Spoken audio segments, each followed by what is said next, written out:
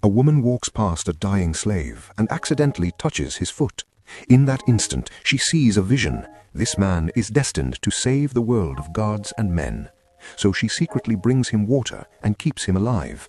That same night, a group of priests sets a trap, luring the guards close before stabbing them and helping Theseus escape from the tyrant's prison.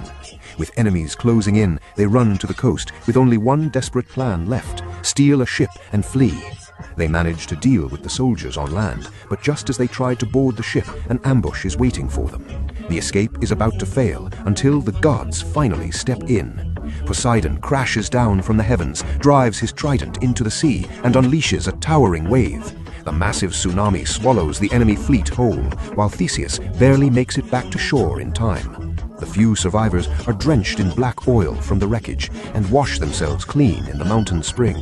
Then Phaedra urges Theseus to stop chasing revenge for a moment and return home to bury his mother properly.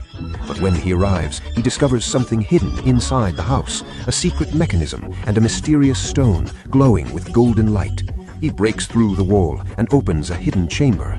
Inside, Theseus finds the legendary Epirus Bow. It was hidden there the entire time, and Phaedra had been guiding him towards it. The moment he draws the bow, a divine arrow of pure light forms in his hand. Theseus rushes out of the temple just in time to see his companions about to be killed. Without hesitation, he raises the bow and fires. The glowing arrows strike with perfect accuracy, dropping the enemy from a distance and saving Phaedra and the others. Now armed with the god's weapon, they decide to strike back and rescue the rest of their people. But when they reach the temple, it is already too late. The place is empty. Then a terrible scream leads them to a bronze bull furnace, where they make a horrifying discovery.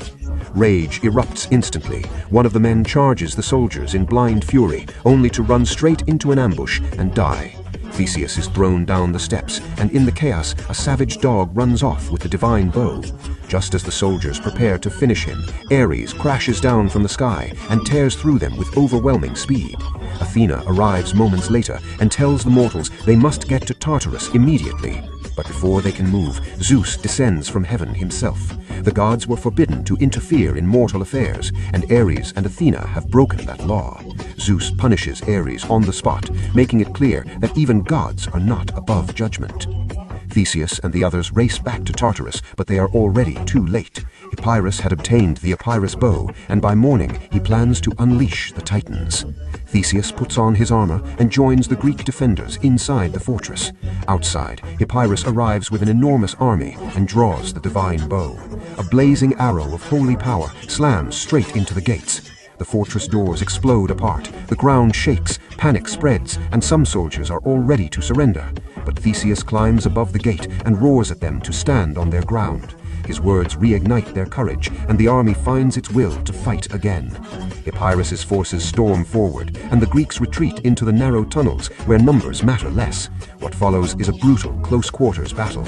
Though outnumbered, the defenders fight like men with nothing left to lose, determined to hold the final line with shields, steel, and blood. During the army's clash, Epirus slips into the temple, where the Titans had been imprisoned for ages. He fires the Epirus bow into the golden cage, and a blinding pillar of light erupts upward. The blast knocks everyone unconscious.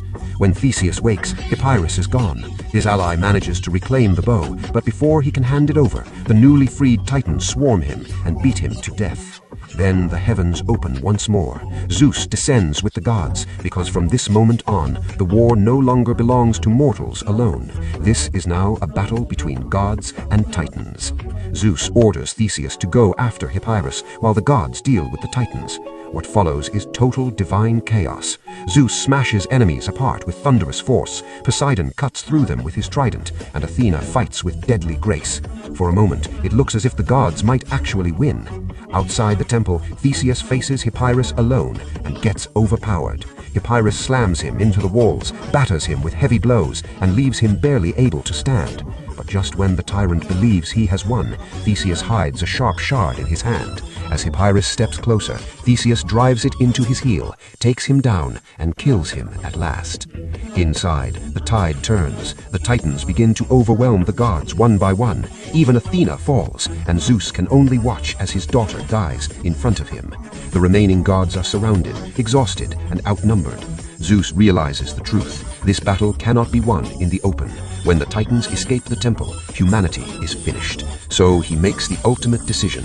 He grabs the golden chains holding the temple together and prepares to bring the entire mountain down on everyone inside. The temple collapses in a violent chain reaction. The fortress shakes, mountains split apart, and massive boulders crush the armies below. In the final seconds, Zeus lifts Athena's body and returns to the heavens as the world below him is buried in ruin. As Theseus falls, a divine light rises from the rubble and carries his body away. He gave his life to save humanity, and for that sacrifice, the gods granted him immortality. The man who was left to die becomes one of them.